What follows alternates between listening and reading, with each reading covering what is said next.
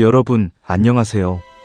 저는 지난 30년간 해외 이민사와 역이민 현상을 연구해온 학자입니다.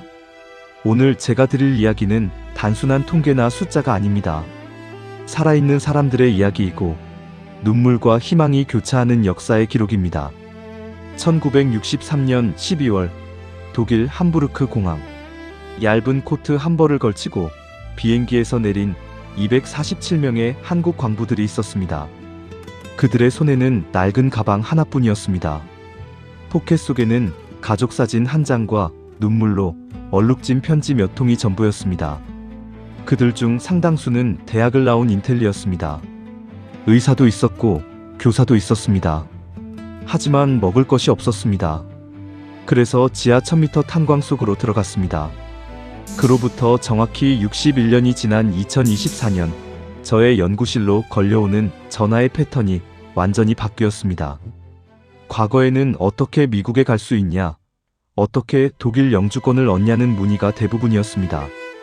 그런데 최근 5년 사이 들어오는 전화의 80% 이상이 전혀 다른 내용입니다.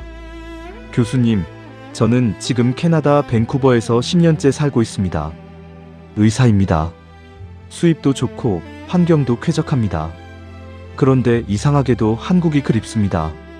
어떻게 하면 다시 한국에 정착할 수 있을까요? 이 전화를 처음 받았을 때 저는 솔직히 당혹스러웠습니다. 하지만 같은 내용의 전화가 반복되면서 저는 무언가 거대한 흐름이 바뀌고 있음을 직감했습니다. 그것이 바로 오늘 제가 이야기할 역이민 혁명의 시작입니다. 하버드 케네디 스쿨의 조셉 나이 교수는 일찍이 이렇게 말했습니다.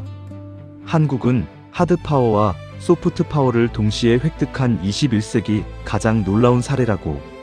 그 말이 현실이 되는 것을 지금 우리가 목격하고 있는 것입니다. 10위. 일본.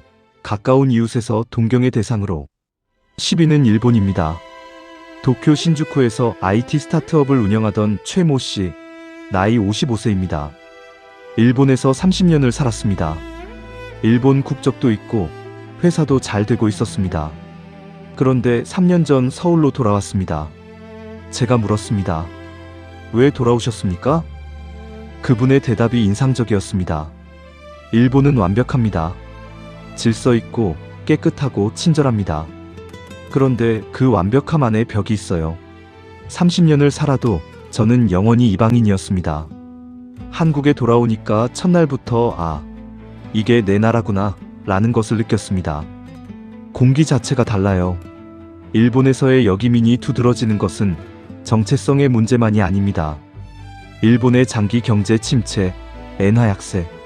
반면 삼성, SK하이닉스, 현대로 대표되는 한국 기업들의 글로벌 약진이 기회는 한국에 있다는 인식을 만들어내고 있습니다. 제1교포 3세, 4세들이 한국어를 배우고 국적을 신청하고 있습니다. 2023년 기준 일본에서 한국으로의 재외국민 귀국 신청은 전년 대비 38% 증가했습니다. 9위. 호주. 여유 속에 가려진 공허함. 9위는 호주입니다. 멜버른에서 카페를 운영하다 귀국한 박모 씨, 나이 38세입니다. 호주에서의 삶은 영화 같았어요. 여유롭고 날씨 좋고 스트레스 없고. 그런데 어느 날 깨달았습니다. 영화를 보는 것과 영화 속에 사는 것은 다르다는 걸. 저는 배우가 되고 싶었는데 관객으로 살고 있었던 거예요. 저녁 6시면 도시가 잠드는 멜버른과 달리 서울은 밤 10시에도 배움을 향한 눈빛들이 살아있습니다. 그 에너지가 그리웠습니다. 호주 교민들의 또 다른 결정적 이유는 의료 서비스입니다. 호주 응급실 평균 대기 시간 4에서 6시간은 기본입니다. 전문의 예약은 수개월을 기다려야 합니다. 반면 한국은 당일 예약, 당일 진료, 세계 최고 수준의 의술이 건강보험으로 지원됩니다. 귀국 교민들의 공통된 고백입니다. 한국 의료를 경험하고 나서 이 나라를 떠날 생각을 완전히 접었습니다. 8위. 영국. 전통의 무게보다 무거운 한국의 미래. 8위는 영국입니다. 런던 금융가에서 10년 넘게 일한 이모 씨, 나이 44세입니다. 2022년 서울 핀테크 스타트업에 합류했습니다. 연봉은 오히려 줄었습니다. 그런데 왜 돌아왔을까요? 영국은 과거를 삽니다. 빅토리아 시대의 건물에서 20세기 시스템으로 21세기 금융을 합니다. 반면 한국의 카카오페이, 토스, 네이버 파이낸셜은 아예 금융의 개념을 다시 쓰고 있어요. 저는 박물관에서 일하고 싶지 않았습니다. 역사를 만드는 현장에 있고 싶었습니다. OECD 디지털 정부 평가에서 한국은 수년 연속 최상위권을 차지하고 있습니다. 영국에서 공문 하나 처리하는데 2주가 걸릴 때 한국 행정 서비스는 스마트폰 하나로 당일 처리됩니다. 2023년 기준 영국에서의 한국 국적 회복 신청은 역대 최고치를 기록했습니다. 7위 북유럽 완벽한 복지 너머의 공허. 7위는 북유럽 스웨덴과 노르웨이입니다. 스웨덴 스톡홀름에서 복지국가의 혜택을 누리며 살던 임모 씨, 나이 41세. 가족과 함께 3년 전 서울로 돌아왔습니다. 북유럽의 복지는 진짜입니다. 아무것도 걱정할 게 없어요. 그런데 그게 문제였어요. 아무것도 걱정할 게 없으니 아무것도 성취하고 싶지 않아졌습니다. 한국 사람들이 심심한 천국보다 즐거운 지옥이 낫다고 하죠. 저는 그 말이 진심으로 이해됩니다. 한국에 돌아오니 아이의 눈빛이 살아났습니다. 흥미로운 것은 북유럽계 한국인 2세들 사이에서도 한국 이주가 늘고 있다는 점입니다. K-드라마와 K-팝으로 한국 문화를 접한 뒤 내 뿌리를 찾겠다며 서울에 정착하는 사례가 급증하고 있습니다. 한국이라는 브랜드가 글로벌 청년층에게 갖는 흡인력 자체가 달라진 것입니다. 6위 프랑스 문화의 자부심이 서울로 향하다. 6위는 프랑스입니다. 파리에서 디자이너로 활동하던 한모 씨, 나이 36세. 파리 컬렉션에 작품을 올렸던 실력파 아티스트입니다. 지금은 성수동 작업실에서 저를 만났습니다. 파리는 여전히 아름답습니다. 하지만 요즘 파리의 트렌드세터들은 서울은 지금 어때? 를 먼저 묻습니다. 광화문 광장의 BTS 공연을 보고 성수동 팝업 스토어를 보고 한강에서 치맥하는 문화를 보면서 저게 진짜 힙이다라고 느끼는 거예요. 예술의 중심이 서울로 이동하고 있다는 걸 파리 사람들이 더 잘 알고 있습니다. BTS의 서울 공연은 CNN과 BBC에 의해 문화현상, 컬처 퍼나머난으로 보도됐습니다. 프랑스 최대 일간지 르몽드는 K-팝을 새로운 문화외교의 형태로 분석했습니다. 예술의 본고장 파리가 서울을 인정하기 시작한 것입니다. 5위 독일 뿌리의 위대함을 확인하러 온 후손들. 5위는 독일입니다. 파독 광부 고 정모 씨의 손녀 정유진 씨, 나이 29세. 3년 전 한국 국적을 회복했습니다. 독일에서 태어나고 자랐고 독일어가 모국어인 그녀가 서울에 정착한 이유는 무엇일까요? 할아버지는 탄광 속에서 한국을 그리워하셨다고 합니다. 저는 할아버지의 나라가 어떤 나라인지 알고 싶었어요. 그리고 와보니 충격이었어요. 제가 상상한 할아버지의 가난한 나라가 아니었습니다. 반도체, K-팝, 세계 최고의 인터넷 속도, 새벽 1시에도 음식이 30분 안에 배달되는 나라. 이런 나라가 세상에 또 있을까요? 독일의 질서는 좋습니다. 하지만 한국의 정과 역동성은 독일에 없는 것입니다. 제독한인 총연합회 자료에 따르면 2020년 이후 3세 4세 교포들의 한국 이주 사례가 꾸준히 증가하고 있으며 특히 IT, 문화, 의료 분야 취업을 위한 이주가 두드러집니다. 파독 광부와 간호사의 눈물이 오늘날 후손들의 자부심이 된 것입니다. 4위 베트남 및 동남아 역전된 기회의 사다리. 4위는 베트남 및 동남아입니다. 호찌민에서 제조업 사업을 하던 김모 씨, 나이 52세.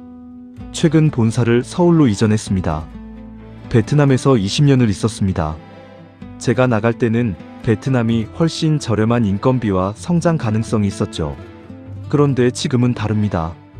한국의 방산 수출, 조선 기술, 반도체 이것들이 전 세계에서 당기는 힘이 생겼어요. 세계를 무대로 뛰려면 본진이 한국에 있어야 합니다. 한국이 허브가 된 겁니다. 코트라 최근 보고서는 해외 진출 기업의 국내 복귀 사례가 2020년 대비 2024년 약 3배 증가했음을 보여줍니다. K2 전차, K9 자주포가 폴란드, 루마니아, 이집트에 수출되면서 글로벌 방산 시장에서 한국의 위상이 달라졌습니다. 메이드 인 코리아의 의미가 완전히 바뀐 것입니다. 3위, 캐나다. 편안함 속에 잊힌 열정, 그리고 의료. 3위는 캐나다입니다. 캐나다 토론토에서 15년간 거주한 의사 오모 씨, 나이 48세입니다. 귀국 후 저에게 이런 말을 했습니다. 캐나다에서 의사로 살면 존경받고 여유롭습니다. 그런데 어느 날 제 딸이 열이 39도가 났어요. 응급실로 갔더니 대기 시간이 7시간이라고 했습니다. 저는 의사입니다. 그 7시간 동안 제가 얼마나 무력했는지 모릅니다. 서울에 왔더니 밤 10시에 소아과가 열려 있었습니다. 그 순간 결심했습니다. 이 나라가 선진국이구나. 블룸버그 글로벌 의료 효율성 지수에서 한국은 수년 연속 최상위권을 유지합니다. 세계 범죄 지수에서 한국은 전 세계 137개국 중 범죄율이 가장 낮은 나라 중 하나입니다. 새벽 2시에 혼자 걸어도 안전한 나라, 지갑을 잃어버리면 찾을 수 있는 나라. 이것이 여기민자들이 말하는 한국의 진짜 매력입니다. 2위, 미국. 성공의 끝에서 만난 행복의 의미. 2위는 미국입니다. 실리콘밸리에서 AI 스타트업을 창업해 성공적으로 매각한 강모 씨, 나이 46세. 억대 달러의 자산가가 된 그는 지금 서울 용산에서 삽니다. 저는 그에게 물었습니다. 왜 돌아왔냐고. 돈은 미국에서 벌었습니다. 그런데 미국에서는 한 번도 행복하다고 느낀 적이 없었어요. 성공했다는 느낌은 있었지만 행복하다는 느낌은 달랐습니다. 한국에 와서 처음으로 느꼈습니다. 친구들과 새벽 2시까지 삼겹살을 먹으면서 길거리에서 모르는 사람들과 눈을 마주치며 웃으면서 그 뜨거운 인간적 연결이 나를 살게 한다는 것을. 미국 교민들의 여기민 이유는 3가지입니다. 첫째, 인간관계의 온도입니다. 미국의 개인주의에서 오는 외로움 대 한국의 뜨거운 유대감. 둘째, 인프라의 질입니다. 대중교통, 인터넷, 의료 모든 면에서 한국이 미국을 앞서는 영역이 생겼습니다. 셋째, 경력 기회입니다. AI, 반도체, 바이오 분야에서 한국의 기회가 폭발적으로 늘어나고 있습니다. 노스웨스턴 대학 사회학과 다이아나 김 교수는 이 현상을 이렇게 분석합니다. 삶의 질에 대한 재정의 리디파이닝 퀄러티 오브 라이프. 돈보다 삶을 선택하는 것. 그 삶의 무대로 한국이 선택받고 있다는 것입니다. 1위, 전 세계 MZ세대 교포, 더 퓨처 이즈 코리어. 드디어 1위입니다. 이것이 가장 놀라운 이유는 이 그룹은 사실 여기민이라고 부르기도 어렵기 때문입니다.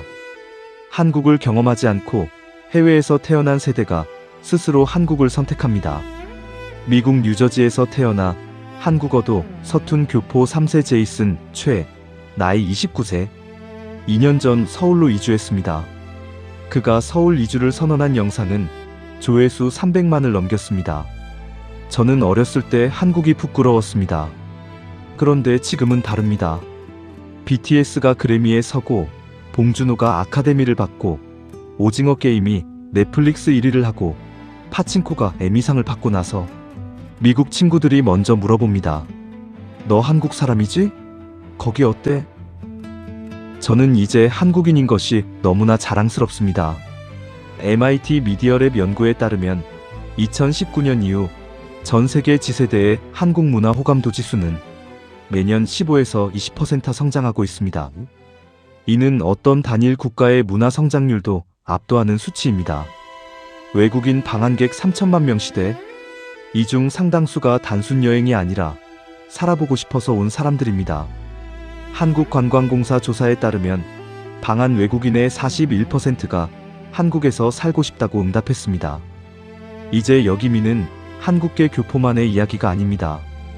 한국이라는 나라 자체가 전 세계 인재들을 끌어당기는 블랙홀이 된 것입니다.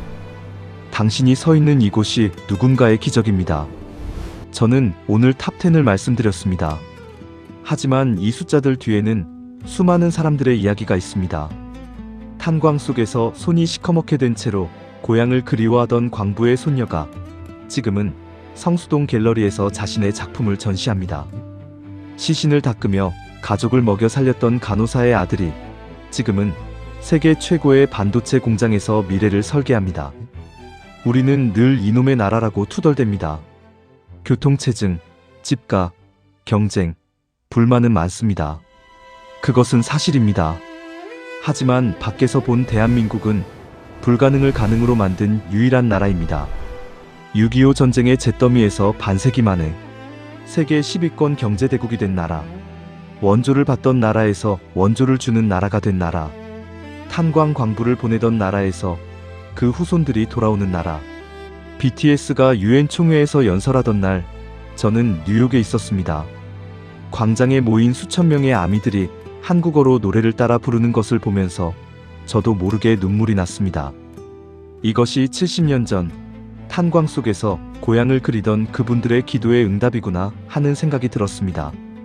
우리가 누리는 이 안전함, 이 편리함, 이 역동성은 공짜가 아닙니다. 그것은 우리보다 먼저 살았던 사람들의 눈물과 땀으로 만들어진 것입니다. 그리고 이제는 우리가 그 선한 영향력을 세계에 돌려주고 있습니다. 대한민국에서 살고 있다는 것. 그것은 21세기 가장 큰 축복 중 하나입니다. 오늘 이 영상을 보시고 여러분의 가슴이 조금이라도 따뜻해지셨다면 그것이 제가 30년간 이 연구를 계속해온 이유입니다. 구독과 좋아요, 그리고 이 영상을 가장 사랑하는 사람에게 공유해주세요. 다음 영상에서는 힘이 되는 긍정의 소식으로 돌아오겠습니다. 대한민국 파이팅! 감사합니다.